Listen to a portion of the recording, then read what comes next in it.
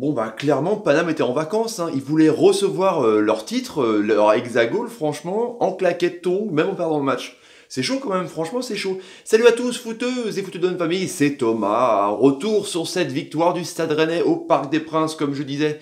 2 buts à 0, un but de Bourigeaud sur penalty, son 10e. Hein. C'est quand même une bonne recrue pour le Stade Rennais. Franchement, le meilleur buteur hein, du club breton, en tout cas. Il fait une saison de ouf.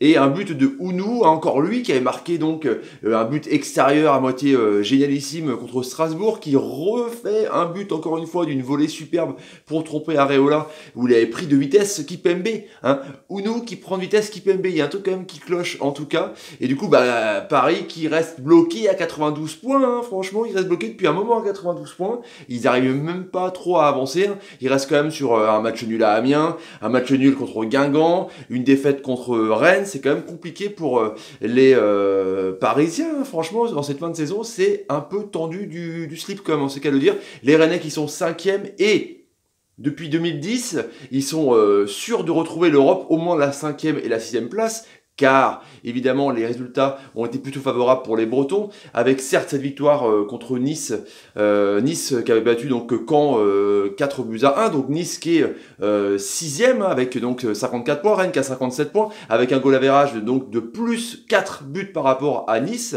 Nice qui va à Lyon, donc Rennes est en ballottage favorable en tout cas pour finir 5e, parce qu'il faudrait que Nice batte de plus de 4 buts, on va dire les Lyonnais, ou alors que Montpellier foute une tôle, pareil aux Rennais en tout cas. Bon, mais Rennes en tout cas est sûr de finir européen, puisque Saint-Etienne a 52 points, Bordeaux a 52 points, donc voilà, on peut pas rattraper Rennes, vous voyez ce que je veux dire. Résultat du sondage par rapport à l'OM, bah ouais l'OM, vous êtes quand même 68% à dire que l'OM a dit adieu au podium, 68% à dire que l'OM a dit adieu au podium, et c'est pas encore mort, on va voir à ça à la fin de la vidéo, car Lyon a perdu, Monaco certes a gagné, mais du coup bah, l'OM peut rattraper à la fois Monaco parce qu'ils sont à 3 points et peut repasser devant Lyon, Marseille qui recevra Amiens, et donc Lyon qui va recevoir Nice, Nice qui joue l'Europe, donc Amiens joue rien, donc c'est encore... Tout est à faire, en tout cas pour cette fin de saison de fou, où il y a beaucoup de choses qui vont se jouer à la 38e journée. C'est truc de ouf. On a appris que Strasbourg, du coup, en battant Lyon, s'est maintenu. On a appris aussi que Lille s'est maintenu avec 3 victoires d'affilée. Truc de ouf quand même. Bravo aux hommes de la galette de Galtier. En tout cas, voilà un sondage à la fin de la vidéo qui, je pense, à mon avis, va vous plaire. Hein. C'est clair, supporters rouge et noir. On revient sur ce match de dingue, en tout cas, où Paris, du coup, avait pas de Cavani, avait pas de Thiago Silva, hein, c'était un peu, ils étaient un peu avec Neymar, ils étaient en train de discuter tranquille, avec Verratti, c'était un peu la teuf on a vu, hein, donc c'était un peu un milieu remanié encore avec donc du Lo Celso, du Nkunku, Christopher Nkunku qui a été très bon, hein, je trouve, qui est un peu sorti du lot avec Papi Mota, son dernier match, hein, franchement son dernier match sur une défaite, hein, on sait qu'en gros il va vouloir entraîner bientôt les jeunes au Paris Saint-Germain, je pense qu'il va rester dans le staff, c'est ce qu'il voulait en tout cas dans son contrat, du coup bah voilà, Papi Mota qui a carrément endormi le jeu comme on le connaît, hein, l'italien, c'est clair qu'il a été vraiment... dans un fauteuil, quoi. Il jouait, tac, il a la baballe, il ralentissait le jeu, il mettait pas d'impact de ouf, il cassait pas des lignes, il proposait pas de jeu de taré. On aurait dit vraiment un Paris complètement en vacances avec le géo, quoi, le gentil organisateur, l'ami Thiago Motta. C'était une colonie de vacances, c'était un truc de ouf. Avec donc du Kipembe, du Marquinhos, du Kurzawa. On était content de retrouver Kurzawa, sans déconner, parce que Alves est out, c'est forfait pour la Coupe du Monde.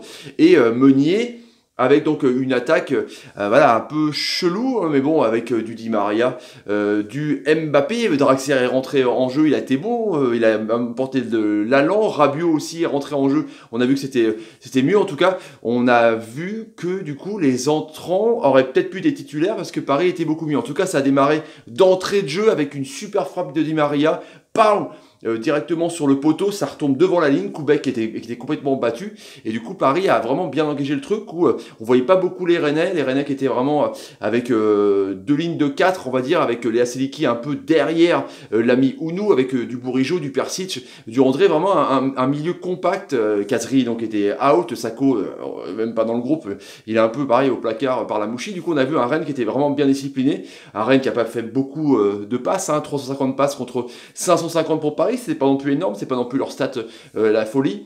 Paris qui a tiré 14 fois, Rennes qui a tiré 10 fois, 2 cadrés, 2 buts, hein, c'est quand même pas mal. Donc voilà, on n'a pas vu Rennes en première mi-temps, enfin ils étaient vraiment bien disciplinés, ils coulissaient bien sur les attaques parisiennes, Di Maria était en feu.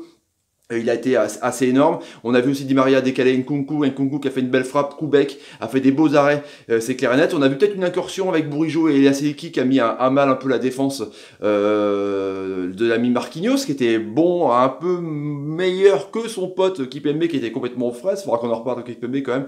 Est-ce qu'il n'est pas surcoté un peu, l'ami Fresnel, parce que certes il est puissant, certes il est, comment dire, assez tactique, hein, mais c'est pas un super relanceur. Mais à voir en tout cas dans peut-être une autre équipe, s'il était énorme. En tout cas, quand il a un mec à côté de lui comme Marquinhos et Thiago Silva, du coup, c'est vrai qu'on voit pas ses lacunes. En tout cas, sur le but d'Ounou, le deuxième, il n'a pas été exempt de tout reproche. Et du coup, après, on a vu encore une fois Mbappé essayer de faire des trucs aussi sur son côté, essayer de passer, parce que du coup il était à moitié dans l'axe, enfin il était même complètement dans l'axe, donc il était vraiment bien fermé par la défense Gélin-Niagnon, hein, 21 ans de moyenne d'âge, c'était un peu taré. Du coup on a vu vraiment un Paris muselé, avec pas grand chose à dire. On a vu justement l'ami Di Maria essayer de décaler Mbappé a tiré complètement au-dessus, c'était un tir complètement désespéré. Du coup à la mi-temps c'est un 0-0, Rennes a essayé de sortir un petit peu, il n'y a pas eu de gros occasions, je veux dire, à part cette de Eliaseki et de Bourigeaud, mais Paris était vraiment en train de faire du tiki-taka, en train d'essayer de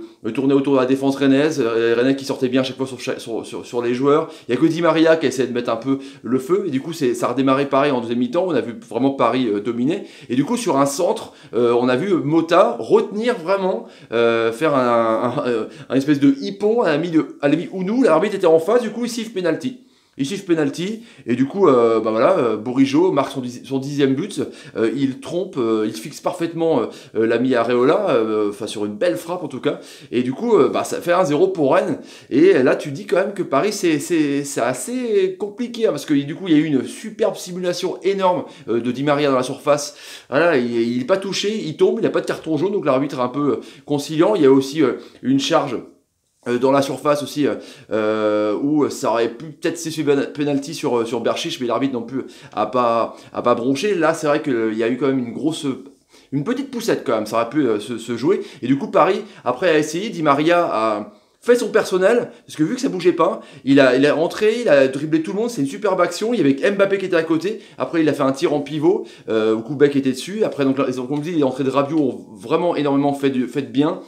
Qui a dans le poser le jeu, dans l'accélération. Rabiot a enfin essayé de casser les lignes. Lasdiara, il a été complètement absent au milieu de terrain. Il s'est fait bouffer par la paire André Persic qui était vraiment dans un fauteuil aussi, ce qui n'était pas vraiment attaqué, hormis peut-être sur une action justement sur la première frappe de Di Maria où c'est lui qui perd le ballon. Persic après a été assis dans un fauteuil où avec ses soldats, on va dire Bourigeaud et André, il se faisait vraiment le boulot de sape, le boulot de pressing de fou. Rennes jouait assez haut, 67% de possession de balle pour Paris, donc vraiment Rennes attendait, n'avait pas le ballon, mais il faisait quand même un pressing assez haut, donc c'était assez intéressant. Ils étouffaient assez les Parisiens, et du coup après il y a eu donc leur entrée de Pastore avec une belle frappe, Koubek a intervenu. Il y a eu aussi une belle frappe, une belle tête aussi de Pastore encore lui, où Koubek a encore intervenu. Et du coup sur un contre de Gélin qui est vraiment intéressant dans la relance, ce jeune Finistérien, paf, il fait une relance, ça passe toute la défense et Prenel Kimpembe est pris à défaut par Adrien Ounou.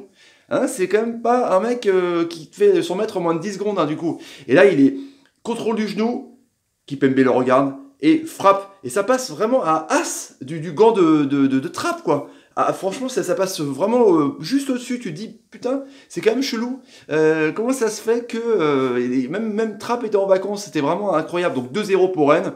Après, ils ont essayé de pousser les Parisiens pour essayer de vraiment marquer un but, pour essayer de sauver l'honneur, comme que ça fait tâche quand même quand tu reçois l'Hexagone. Et bah du coup, voilà, défaite de Paris, 2-0. Ils restent sur une mauvaise série, hein, ils restent quand même sur 2 points en 3 matchs. C'est quand même pas terrible, Paris. Après, ils sont champions, je comprends qu'il y a une phase de décompression vraiment à la fin de la saison, mais depuis cette défaite contre le Madrid, on sent que c'est un peu un pari en dents de scie, qui aurait peut-être pu battre des records. En tout cas, il y a eu le record de Cavani pour ses buts, mais bon, voilà, c'est quand même compliqué. On pourra en reparler longuement, en tout cas, de cette fin de saison parisienne. On verra comment ça va se passer avec Tourelle qui va arriver l'année prochaine. On verra comment ça va se passer. Neymar était sur le terrain, c'est un peu revenu. Et du coup, voilà, Rennes qui fait une très bonne saison, la Mouchi qui fait une très bonne saison aussi. Et du coup, ça m'en va à dire, bah oui, pour vous, Rennes est-il un beau qualifié pour la Coupe d'Europe? Pour vous, est-ce que vous êtes satisfait que Rennes soit qualifié en Coupe d'Europe? Est-ce que c'est pour vous, en gros, c'est lui qui va représenter le mieux la Coupe d'Europe l'année prochaine, le jeudi soir? Bah voilà les amis, j'ai envie de vous dire, on se retrouve demain en direct sur un format un peu spécial, le grand décrassage. En tout cas, restez connectés sur les réseaux sociaux à 17h. Bah ouais, c'est clair, ça sera bien. Allez les amis, si vous avez envie de vous abonner à la chaîne, n'hésitez pas. Bientôt 1700. Si vous avez envie de partager la vidéo, n'hésitez pas. C'est surtout ça qu'il faut faire, que c'est le nerf de la guerre. Mettez des pouces par exemple, quand Jérémy Gélin vous fait des bonnes passes en profondeur pour Adrien Ounou, et aussi commenter ce que je réponds, comme vous savez, à tout le monde dans les commentaires sous la vidéo. Allez, salut les amis, salut, à demain. À demain. Oh, ce multiplex de foot était complètement dingue, si.